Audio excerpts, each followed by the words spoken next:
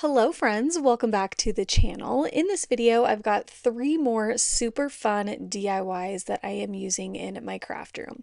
I hope you enjoy them. They were so much fun for me to make, so be sure to let me know your thoughts in the comments, and I hope you like. Okay, let's go!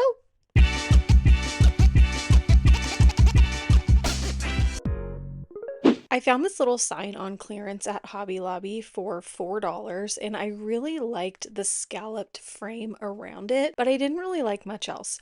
Now, if you know anything about me, you know that I don't like cheese. I know. So this Sweet Dreams Are Made of Cheese is definitely not for me, but I thought that I could make this over into a really cute sign to hang in my craft room. So I'm going to start by giving the whole thing a really nice sanding, and then I'm going to clean it off with some rubbing alcohol on a paper towel and then with a baby wipe. Now I'm going to paint this using my branding colors. I know, shocker.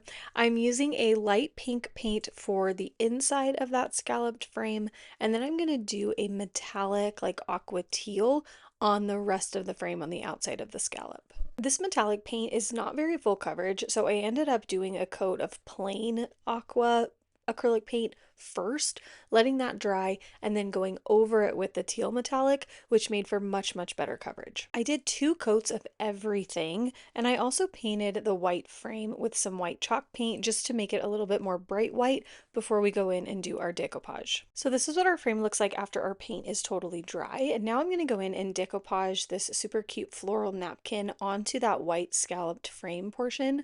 This came in a really big pack from Amazon, and honestly every pattern in there is so super cute. I'm so excited to use all of them. So what I'm going to do first, of course, is peel back that second layer of the napkin, the just plain white part. We don't want that.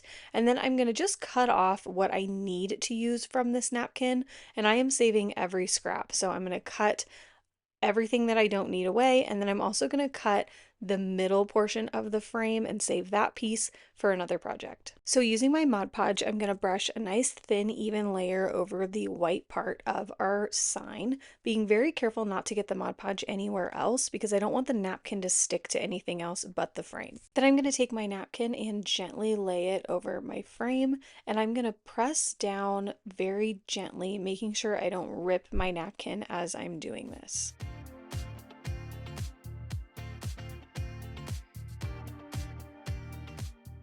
I'm going to use my mini iron to iron out any wrinkles and really press this napkin into my sign. I have it on the lowest heat setting, and I have a sheet of parchment paper in between my napkin and my heat press. Once I've got that all nice and pressed, we can move on to removing all of the excess napkin from around our scalloped frame. Now to do this, I'm going to take a really small like detailing paintbrush, and I'm going to dip it in a little bit of water, and then I'm going to work my way around that scalloped frame, getting the edges wet to detach, and I'm going to break the napkin apart so that we get perfect edges around all of those scallop curves.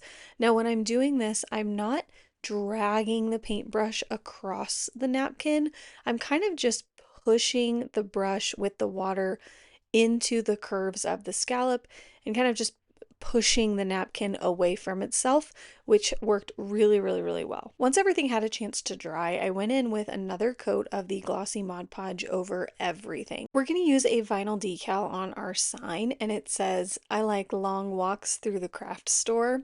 This file will be available as part of the June file bundle in my file club. So if you're interested in my monthly file club on Patreon, you can check out all the information down in the description box. But basically, I give you a bundle of at least 10 SVG files designed by me that you can use in your projects. You get commercial use rights. We do an exclusive file every month, and it's a lot of fun. So check that out at patreon.com/mousefileclub, or I'll have a link in the description box for you as well. Now I'm just going to eyeball placing this in the center of my sign here, and then I'm going to apply it using the hinge method.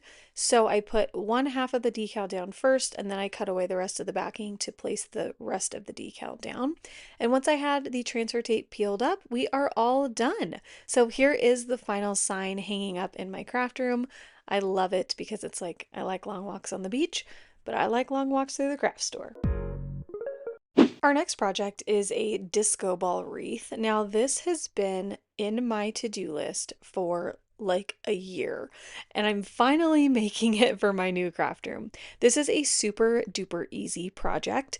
I'm going to start out with my green wreath form here, and you can use any sort of wreath form you want. And I'm going to start by wrapping the entire wreath in this disco ball ribbon. Now, this is a Halloween ribbon from Michael's that I got a long time ago, and I'm just going to use that as a nice backdrop for my disco balls because any open space that we have will be covered by that ribbon, and it's just going to look more full and more complete, and we won't have to use as many little disco balls on the wreath. Once I've got the ribbon fully wrapped around the wreath, I'm going to cut off the excess, and then I'm going to use some pins to secure the end in place while that hot glue dries. For the disco balls on our wreath, I'm going to use disco balls. I'm using two different sizes of disco ball ornaments that I got on Amazon, and these are basically just styrofoam balls covered in little mirror pieces like a disco ball. So what I'm going to do is just pull out the ornament part, so that top little part that holds the string. I'm just going to yank that right out and it comes out of the styrofoam. And then as I'm gluing all of these on, I'm going to try to strategically place them so that you don't see those styrofoam openings on the wreath. And then comes the fun part. I'm going to glue all of these disco balls onto my wreath, kind of stacking them on top of each other, staggering them a little bit, trying to get as much of the wreath as possible covered with disco balls. So here's what it looks like with all of the disco balls glued on. How freaking fun is that? So the last thing I did was add a little checkerboard bow to the top. I felt like it just needed a little bit of something, and I thought this black and white checkerboard was so cute and fun paired with all of the sparkle. So that's it. Here's what the wreath looks like on the outside of the door into my craft room. I love how this basically says, like, come in, there's a party going on in here. I love it. I have this wooden tissue box cover and it is begging to be made over and live in this room. We are going to decoupage this. So to start, I'm going to give it a really nice coat of my white chalk paint. Fun fact, when I was in the 7th grade, I took a decoupage class as an elective, and I always think about how they say you never really use the things you learn in school. Well, look at me using my 7th grade elective class as my job. Anyway, I did 2 coats of the chalk paint, and now I'm going to go in with my Mod Podge. Now for this decoupage, we are not going to use a napkin like we have in the past. We're going to use a sheet of tissue paper. Now this tissue paper is big enough to cover our entire tissue box, so tissue paper, tissue box. That's kind of funny. I didn't think about that till right now. So my goal here is to put the entire sheet of the tissue paper over the box and have a nice seamless finish. So I'm going to do this in one fell swoop. I'm cutting my corners diagonally so that I can lay each piece or each panel down on each side.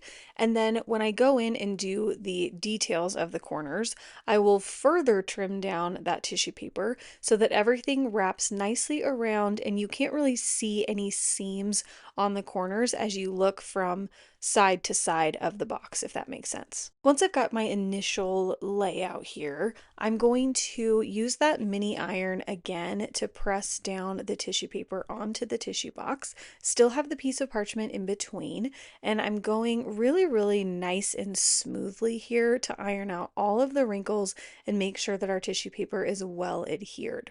Once I've done that, I'm going to go in and fix up all the details of our corners.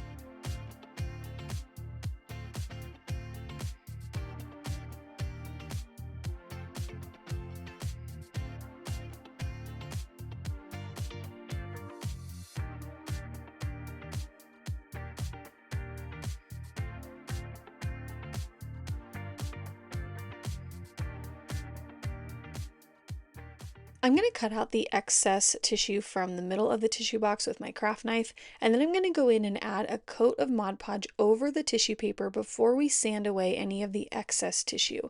I just want to give it a little bit more stability before we do that.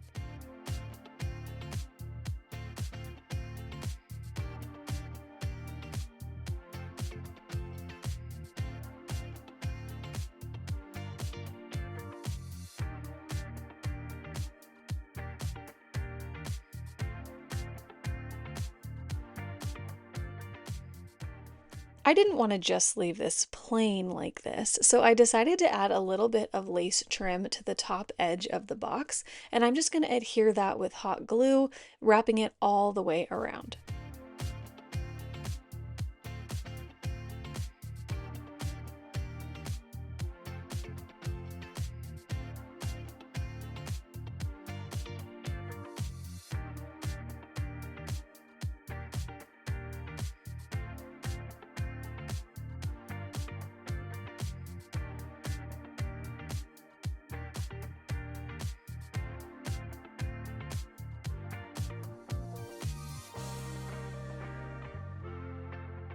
I am so obsessed with how this turned out. I think it is so stinking cute and makes me kind of excited to have to grab a tissue every now and then.